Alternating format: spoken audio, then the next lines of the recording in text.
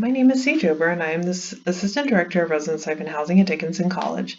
In this video, I'll be talking to you about the informational and educational materials on our website, as well as some other basic information so you can use your housing self-service to select a room for next year and make the best choices for you and the group you're hoping to live with.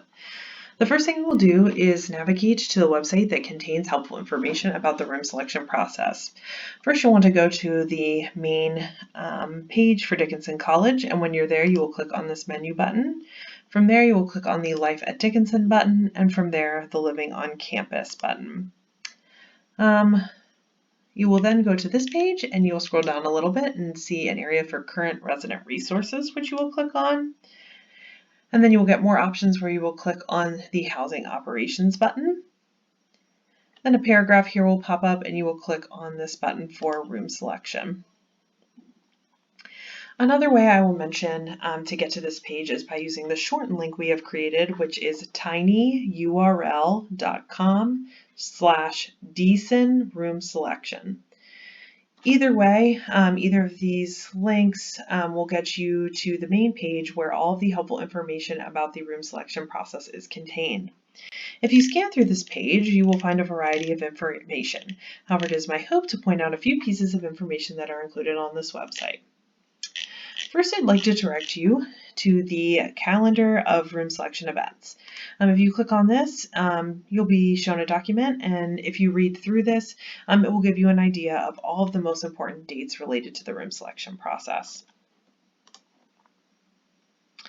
Next, I'd like to highlight this area on instructional guides. Here is where the housing tutorial videos will be placed. This will give you the ability to watch through the important steps of the room selection process so you have an idea of what each step will look like. This also will give you the ability to revisit information throughout this process if you find it helpful. The next two documents I'd like to highlight are the How to Complete the Housing Application and Quick Reference Guide, which are right here. These two documents are written instructions on how to complete different steps within the room selection process. If you scan down the page a little bit here, there's an area for housing forms. You will see there is a proxy request form, a proxy acknowledgement form, and a mixed class roommate group form. First, I'd like to talk about the proxy process just so you understand what it is. You would fill out a proxy request form if you are looking for someone else to make your housing selection for you because you are not able to for some extenuating circumstance. By opting into this process, you are giving the person you select to be your proxy full access to your housing self-service account. A proxy has to be an eligible student who is going through the housing lottery process. This means you cannot have a family member, a graduating senior, or someone else kind of in that category to be your proxy. We see this feature most often used by students who are abroad that are concerned about an internet connection, or with students who are on campus who have an event or something that they cannot select a room during. Therefore, if you're interested in this process, please make sure to fill out the proxy request form, which again can be found right here, by Friday, April 10th at 4 p.m. Please note that the student who is assigned to be your proxy will need to fill out the proxy acknowledgement form, which is right here, by Monday, April 13th at 8:30 a.m. This again just makes sure that they are aware of the responsibilities related to being a proxy. Next, I'll talk about the mixed class roommate group form. This is for students from different class years who would like to live together. You are only able to match with roommates who are in your class year. Therefore, if you want to room with someone outside of your class year, you would fill this form out and we would work with you so you could match together in your housing self-service. This will affect your lottery time, so there's a formula, which is right here, that you can use to have an idea of what your lottery time would be if you chose to live together in a mixed class group on this website. So again, this information here and some common scenarios talks a little bit about that.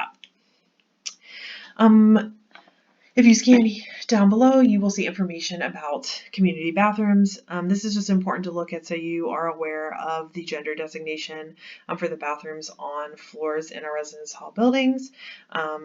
So if you're looking to live in one of those areas, you're aware of that information. If you scan down a little further, you will see information about small houses and apartments. This information talks about the cleaning of these spaces, the names and addresses of certain campus houses and apartments, as well as trash and recycling, as well as laundry locations. It's important to note that living in most small houses and apartments means that you are responsible for the daily cleaning of your space. Over fall, pause, winter break, and spring break, the bathrooms in these spaces are cleaned by housekeeping staff. Also, there is a link to a document called the Configuration of Small Houses and Apartments. Again, seniors are typically the students who are able to reserve these spaces in the lottery. So if you're a senior, you might want to take some time to look through this so you understand what type of spaces each campus house and apartment are made up of. So these are just a few highlights of this page specifically, but you should take some time to navigate through this page so you can find out information about the room selection process.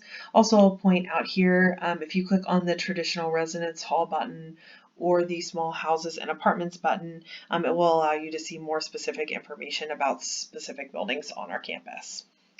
The other important place to know how to navigate to is your housing self-service account, which you will log into via your gateway account. In order to get to your housing self-service account, you will need to log into your gateway account. So I can't access that because I'm not a student here, but what I can do is provide a screenshot. So if you log into your gateway account, what you will see here is a little house icon, and you'll want to click on that button, and then it's going to take you to a page like this one, which will be your main housing self-service page. This is where you'll need to go to do everything related to matching with roommates and selecting a room during the lottery. There are specific videos for each of these processes that you can watch through. Also, please note that to the side here, there is a button that says links, which you can press on.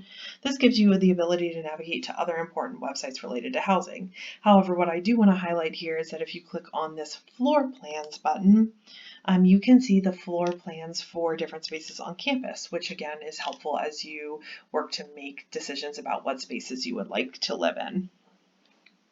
The other thing I'd like to note is there's a section here for messages, and off to the side there is information here about the room selection process. We do work to put information there that is helpful to have throughout the process, so please make sure to take a look at that while you're on this page.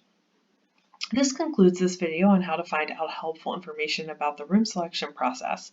As always, if you have questions that aren't answered on this page or through this video, make sure to contact the Residence Life and Housing Office via email at reslife@dickinson.edu or by phone at 717-245-1556.